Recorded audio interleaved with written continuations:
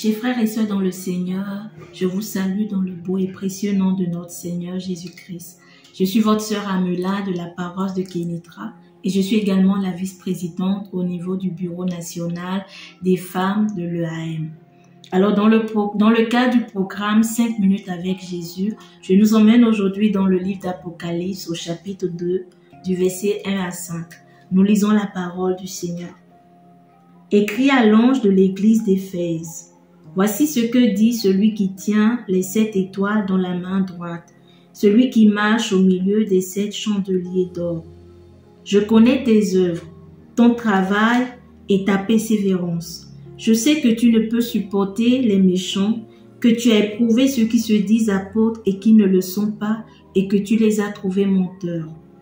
Que tu as de la persévérance, que tu as souffert à cause de mon nom, et que tu ne t'es point lassé. Mais ce que j'ai contre toi, c'est que tu as abandonné ton premier amour. Souviens-toi donc d'où tu es tombé. Réponds-toi et pratique tes premières œuvres. Sinon, je viendrai à toi et j'ôterai ton chandelier de sa place, à moins que tu ne te repentes. Amen. Alors, dans ce passage que nous connaissons, je crois, tous, on nous présente Jésus comme celui qui tient les 7 étoiles dans sa main. Bien plus encore, celui qui marche au milieu des 7 chandeliers d'or. Et à la fin du chapitre 1, on nous fait comprendre que les 7 chandeliers d'or représentent les 7 églises. Et on peut comprendre par là que Jésus est celui qui marche au milieu de son église, au milieu de ses églises, au milieu de son église d'Éphèse. Et pour nous aujourd'hui, au milieu de l'EAM, Jésus est celui qui marche au milieu de son église. Et il marche au milieu de son église comme pourrait le faire un propriétaire.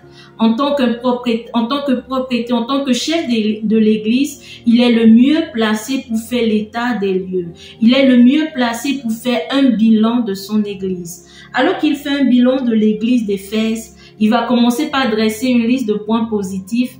Et après, il va parler de ce qu'il faut améliorer. C'est un peu comme nous faisons dans nos assemblées générales. Je crois que c'est un peu la saison des assemblées générales dans nos paroisses.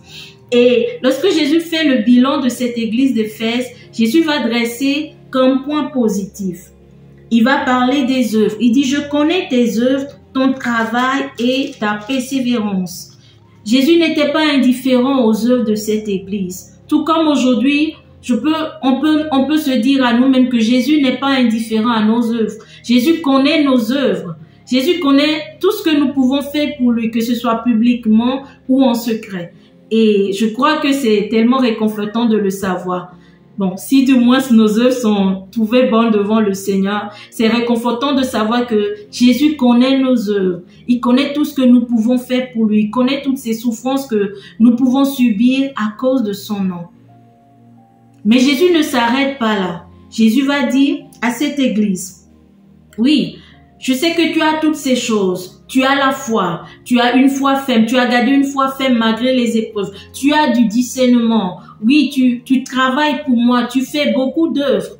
Mais au-delà de cela, au-delà de tout cela, j'ai contre toi que tu as perdu ton premier amour. Tu as perdu ton premier amour. Et aujourd'hui encore, en tant que chrétien, il peut nous arriver que plus nous avançons dans la marche avec le Seigneur, il nous arrive de nous refroidir dans notre premier amour. Il nous arrive de nous refroidir dans notre amour pour le Seigneur. Il peut nous arriver de tomber dans l'activisme.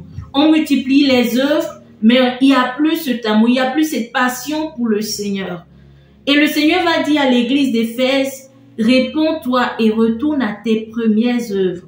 Alors que nous sommes dans cette saison où nous sommes en train de commencer une nouvelle année, c'est sûrement la saison des bilans, que ce soit personnel ou en tant que paroisse. C'est le moment de se demander, est-ce que quelque part je n'ai pas refroidi dans mon amour, dans mon premier amour pour Dieu? Est-ce que je n'ai pas refroidi dans cet amour, dans cette passion que j'avais pour le Seigneur? Et c'est le moment de se repentir, de revenir au Seigneur, de se repentir, de revenir à lui de tout notre cœur, de désirer encore sa présence, de désirer encore passer du temps avec lui et de renouveler encore cette communion qu'on avait avec lui.